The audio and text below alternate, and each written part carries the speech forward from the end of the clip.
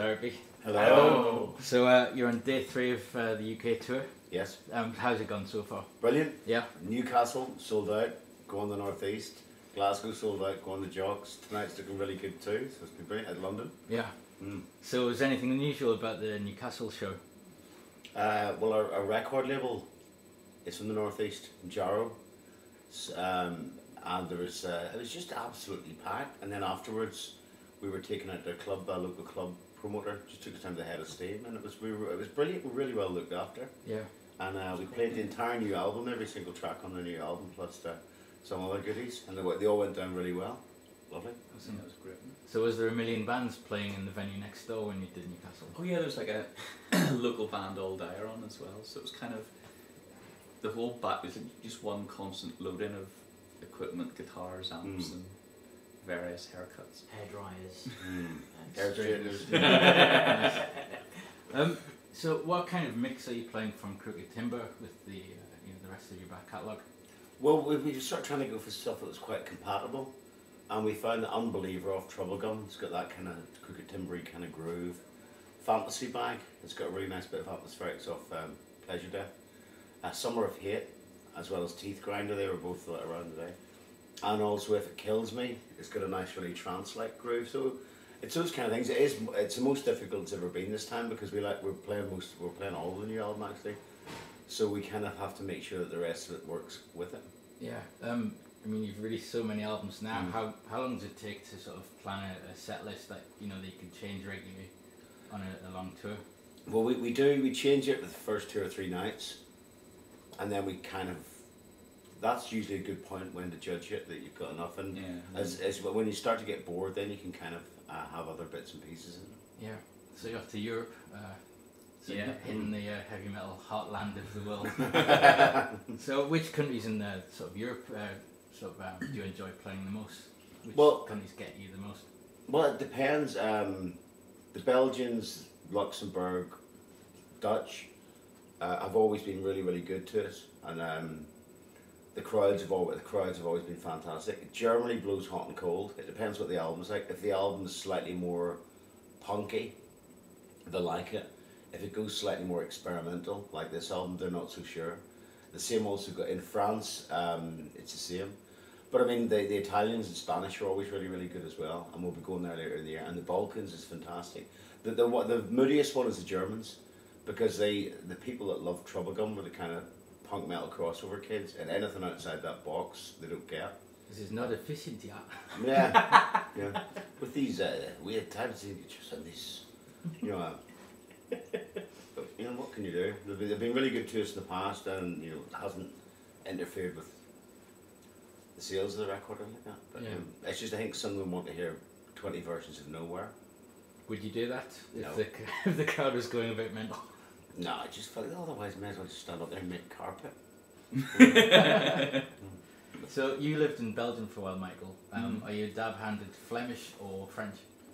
Well, I lived in Brussels, which is French speaking, and I have a very, very, very basic grasp of French.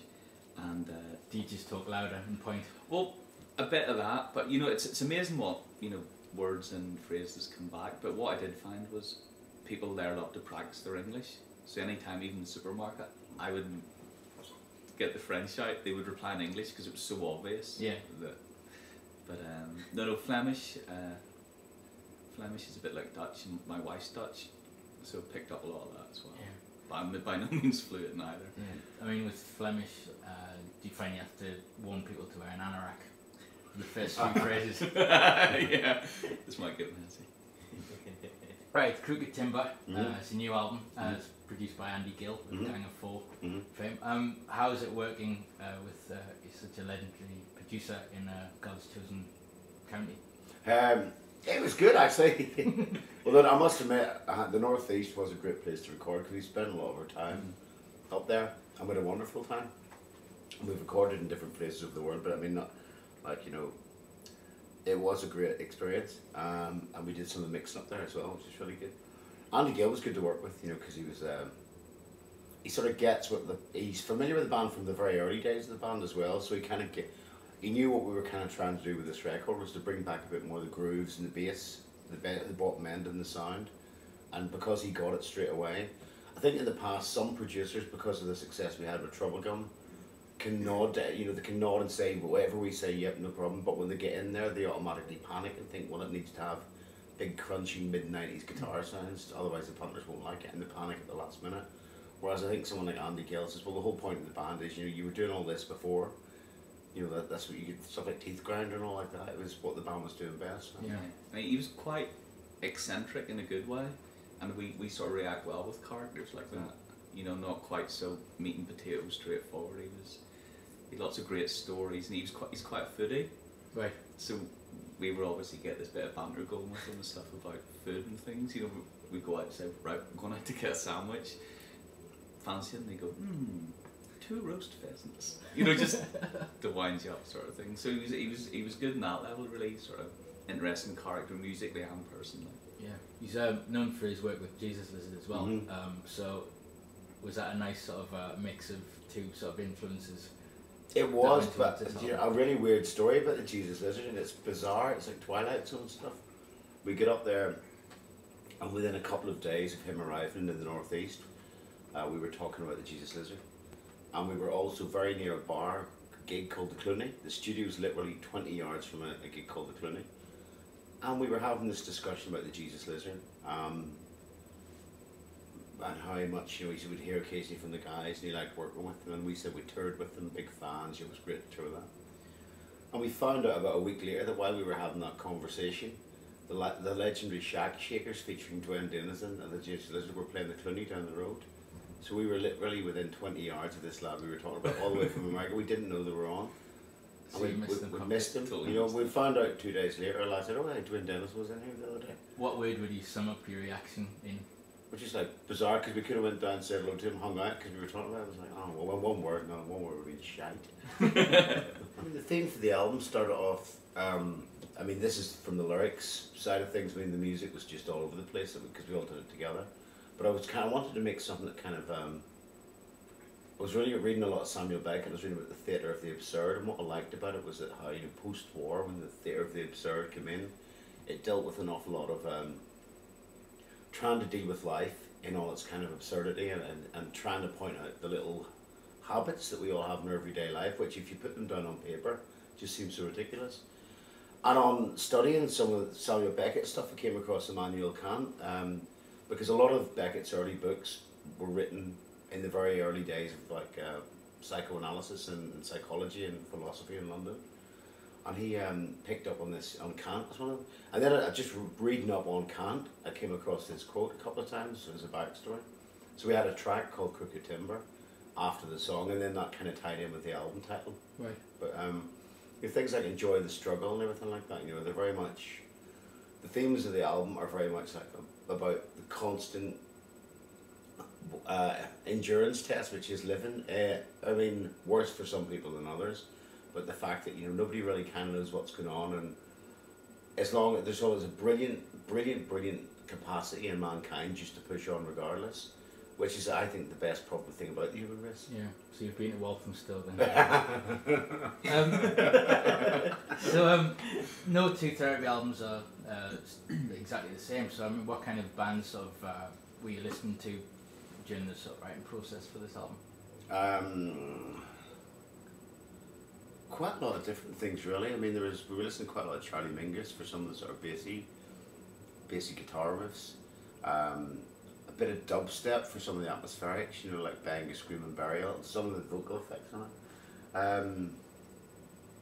Some Torch as well was another band we listened to quite a lot. We listened to a lot of the Can stuff as well. Oh yeah, Can and Noy, Krautrock. Stuff just kind of ticking along.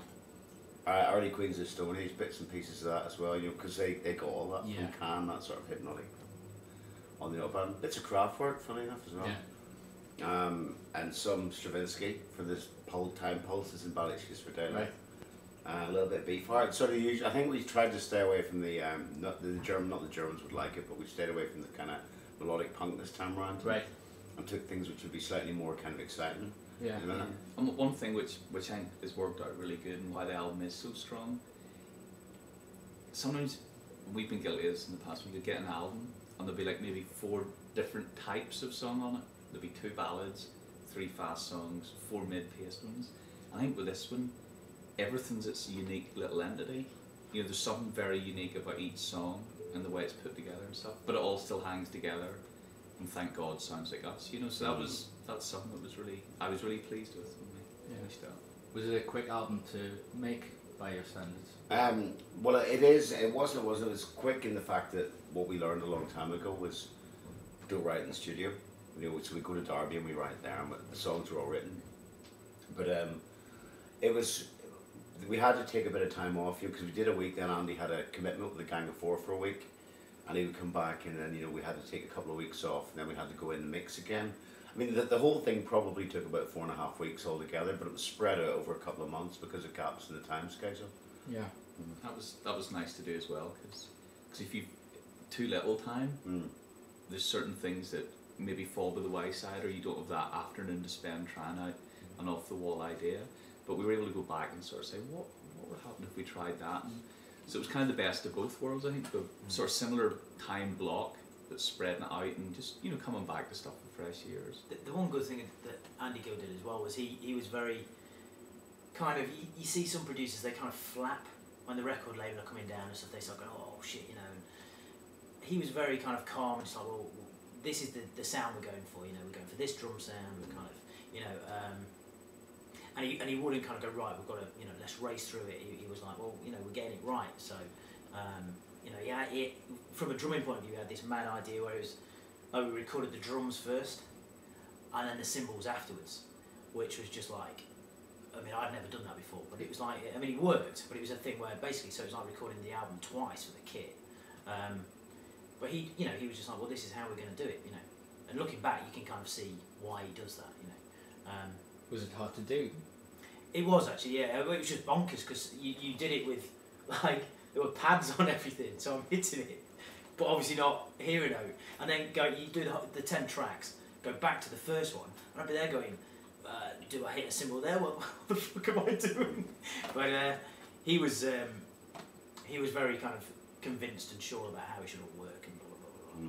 You know, looking back, that kind of that works. But yeah, my point was, you know, just time wise, he was like, it's going to take this long, so let's just stick at it. You know, don't panic. Yeah.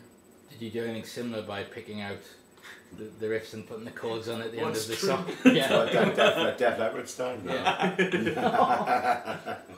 No, I didn't. I have there are some bass chords in the album that were done note by note. I'd recommend it if you're a bass player. Nice. Yeah, they ring true. Was anyone in particular that influenced that crazy way of working? Well, not necessarily the crazy way, but the chord things, that kind of Cliff Burton, you know, that big sort of epic Orion, sort of rich bass sound. Yeah. That was. Did you wear sleds to finish the? Oh yeah. Finish the look. Had my wig on, the Dawn of the Dead T-shirt, cut off sleeves. Nice. Got really stoned. So, summer, have you got any sort of British festivals planned, or are you going to come back later in the year? We have Download planned. We have Oxygen in Ireland planned. There's one more coming in, which is quite a big one, but it has to be confirmed. But it looks like that's going to happen, so that'll be on the website when that comes out. And they're all currently coming in. Every week we're getting offered new festivals, and we want to have a busy summer because we come back in September, right through to Christmas. Old School Therapy all around Europe. We're doing 2 weeks in the UK with that, so we'll be.